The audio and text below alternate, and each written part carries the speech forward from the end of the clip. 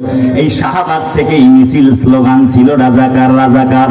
অবশেষে আল্লাহ ওই শাহবাগের মাঠে ইসলামের বিজয় দিয়েছেন, কোরআনের বিজয় দিয়েছেন। এখন শাহবাগের মঞ্চ ইসলামওয়ালাদের জন্য উন্মুক্ত হয়ে গেছে। আজ আমাদের প্রাণ কলিজার টুকরা জননন্দিত বিশ্বনন্দিত আলেমে দ্বীন আলেমান মাহেরান আমাদের প্রিয় আল্লামা সাঈদী আর বেঁচে নাই। তিনি যদি থাকতেন তিনি বক্তব্য দিতেন যে বিড়ালের মতো 500 বছর বেঁচে থেকে লাভ নাই।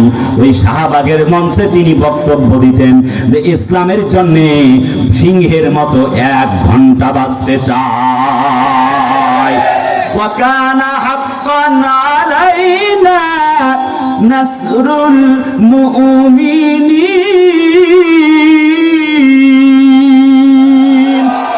আমাদের নিজামীকে যেই শাহবাগের মঞ্চে স্লোগান দিয়ে তারা নিষিদ্ধ করে দিয়েছিল, সেখান থেকে তারা নিষিদ্ধ হয়েছে। আমি কোন রাজনৈতিক দলের নাম নেব না, আমি কোনো ভাইকে কষ্ট দেবার জন্য আসি নাই। আমি শুধু তোমাদেরকে ও সিরাজগঞ্জবাসী একটুখানি বাস্তবতা বলবার জন্য এসেছি। ও সিরাজগঞ্জবাসী একটুখানি গভীর মনোযোগ দিয়ে শুনতে হবে। তার মানে হলো ওয়ামাকারু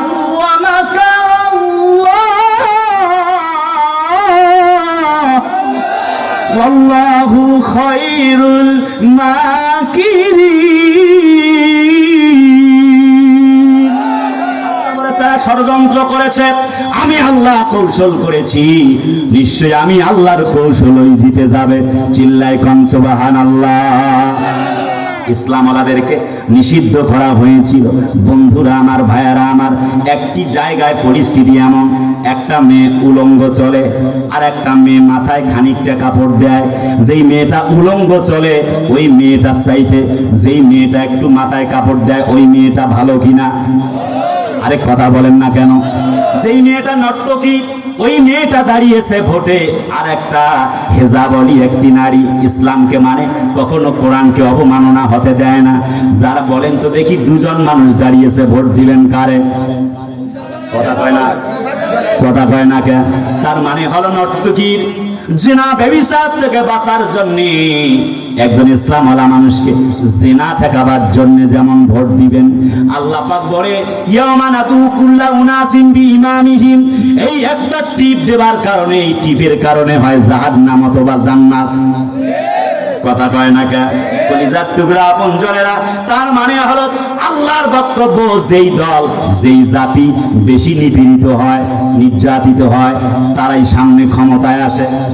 কোরআন শরীফে আল্লাহ পাক সূরা আলে ইমরানের 140 নম্বর আয়াতে বলেন ওয়া তিলকাল আইয়ামু নুদাবিলুহা বাইনান নাসি ولا يعلم الله الذين آمنوا ويتخذ منكم شهداء والله لا يحب الظالمين। আল্লাহ পাক বলেন, জাতির লোকেরা শুনে নাও, যারা নির্যাতিত হয়, আমি আল্লাহর পক্ষ থেকে একটি শব্দ তোমরা শুনে নাও, আমি আল্লাহ তাদেরকেই ক্ষমতায় বসাবো আগামী দিনে। একটু গভীর মনোযোগ। তার মানে হচ্ছে বিনা অপরাধে আজ 1.5 বছর পরে প্রমাণিত হয়েছে মামুনুল হক তার স্ত্রী নিয়ে গিয়েছিলেন ওই সেই রিসোর্টে। যদিও ওই সময়টায় যাওয়া ঠিক হয়নি একজন বিজ্ঞ আলেমের, যখন লাশের উপরে লাশ মোদি বিরোধী আন্দোলনে, যাই হোক ভুল সিদ্ধান্ত হয়েছে, কিন্তু বউ নিয়ে গিয়েছিলেন। 1.5 বছর পর ফাইনাল হয়ে গেল। এরপরে আমাদের আজহারিরা দেশ ছাড়া হয়ে গেল। 13টা বছর জেল কাটলেন কোরআনের পাখি আল্লামা সাঈদী। অবশেষে তাকে হত্যা করা হলো, জমিন থেকে বিদায় নিয়ে চলে গেল। ইসলামওয়ালা কত আলেম, আমার বন্ধু আমির হামজা একসাথে বিশ্ববিদ্যালয়ে পড়েছি, 3টা বছরের বেশি জেল খাটলেন। ছোট্ট ভাইটি রফিকুল ইসলাম মাদানীরা জেল খাটলেন। আল্লাহ পাক যেন বুঝাতে চায়, ওই যে শাহবাগ থেকেই রাজাকার রাজাকার স্লোগান দিয়ে আজহারিকে সাঈদীকে তোমাদের প্রাণ শত নন্দিত আলেমের উস্তাদ আল্লামা মামুনুল হককে নিন্দা প্রতিবাদ করানো হয়েছিল। এরপরে এ যুগের নন্দিত আলেম মরহুম আল্লামা জুনাইদ বাবু নগরী তৎকালীন হেফাজতে ইসলামের আমির, পৃথিবীতে একজন আমিরকে আমি চিনি, হেফাজতে ইসলামের, আর কাউকে চিনি, তবে ওনার মতো চিনি না। মামলা করলে করে দাও আমার নামে। কলিজার ভাইয়ারা আমার, একজন আল্লামা জুনাইদ বাবুনগরী, হাজারটা বাবুনগরীর উপরে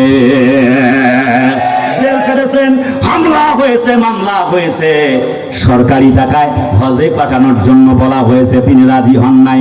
তার নাম ছিল আল্লামা জুনাইদ বাবুনগরী। জেল কেটেছেন, বাতিলের সাথে মাথা নত করেননি। এখন বলতে চাই, একটা ইসলামী দল জামাত ইসলামকে ভোট দিতে নিষেধ করেছেন বর্তমান আমিরে হেফাজত, আমাদের প্রাণপ্রিয় উস্তাদ হুজুর উস্তাজুল মোকাররম। তবে উস্তাদের কাছে জানতে চাই, হুজুর কোন দলকে ভোট দেওয়া যাবে এই পরিস্থিতিতে, আপনাকে সেটাও খোলাসা করে বলে দেওয়া লাগবে। কথা বলে না, চিল্লায় বলো ঠিক কেন?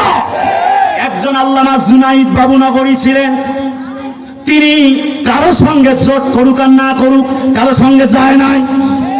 কথা বলে না, আমরা আপনার কাছে অভিভাবকের মতো, আপনাকে আমরা আমাদের ছাতার মতো মনে করি। কোন দলের কোন আকীদা খারাপ আপনি বলেছেন, তাহলে কোন দলে আপনার যাওয়ার দরকার নাই, আপনি ঘরে বসে আল্লাহ আল্লাহ জিকির করেন। কথা বলে না কেন? আরে ভাই কথা বলেন না কেন?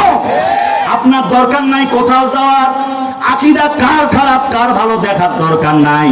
তার মানে যদি না যেতে হয় কোথাও যাওয়ার দরকার নাই, কিন্তু কাউকে নিষেধ করার ক্ষমতা আল্লাহ পাক লা রাহবানিয়াতা ফিল ইসলাম, ইসলামে বাড়াবাড়ি করার সুযোগ দেয় নাই।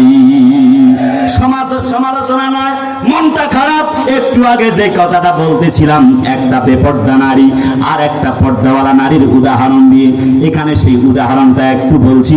অন্তত পক্ষে একটা নর্তকীর চেয়ে একটা মেয়ে, যেই মেয়েটা কোন রকম মাথায় পর্দা করে, একটু বোরকা পরে, কোন রকম কথা কয় না, ওই ব্যক্তিটাকে যেমন ভোট দিবেন, তার মানে শতভাগ কেউ ইসলাম কায়েম করছে বা করবে, অথবা এরকম কাউকে খুঁজে পাচ্ছেন না। তবে হ্যাঁ, 2-5%, 10% করতে চায় বা করতে পারবে, এমন সম্ভাবনাও যাকে ইসলামের পক্ষে দেখা যায়, তাকে সিলেকশন করা যেতে পারে। কলিজার ভাইয়ারা আমার, সেই দিকে যাইতে চাইব না।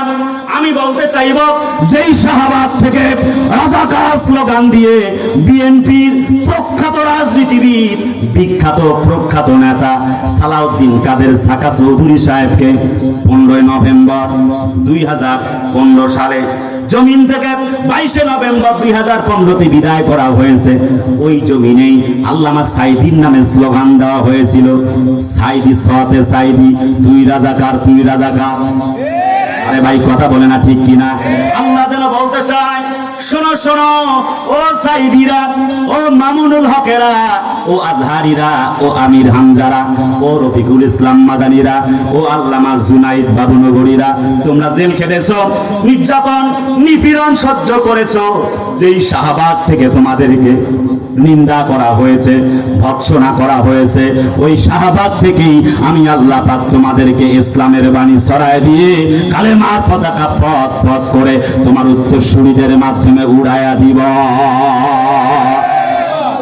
আলা ইন্না নাসরাল্লাহি করিব।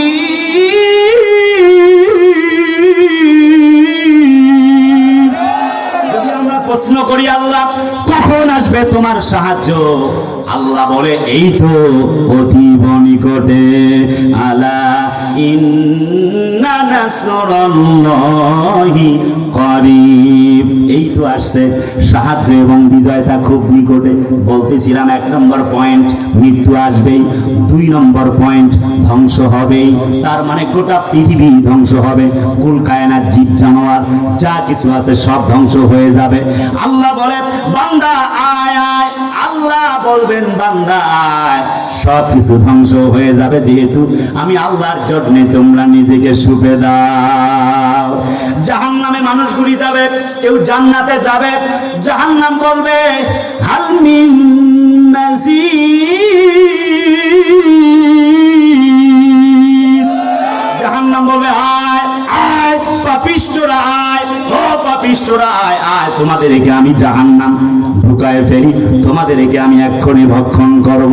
70,000 ফেরেশতাকে আল্লাহ অর্ডার করবেন, 70,000 ফেরেশতা জাহান্নামকে টেনে শিকল দিয়ে বেঁধে রাখার চেষ্টা করবে। জাহান্নাম কোনোভাবেই জাহান্নামকে আটকানো যাবে না। জাহান্নাম শুধুমাত্র বলবে কুল্লামা নাজিজাত জুলুদুহুম বাদদালনাহুম জুলুদান গায়রাহা লিয়াযুকুল আযাব। জাহান্নাম বলবে আয় আয় ও জাহান্নামীরা আয়, ওয়ামতাজুল ইয়াওমা আইয়ুহাল মুজরিমুন।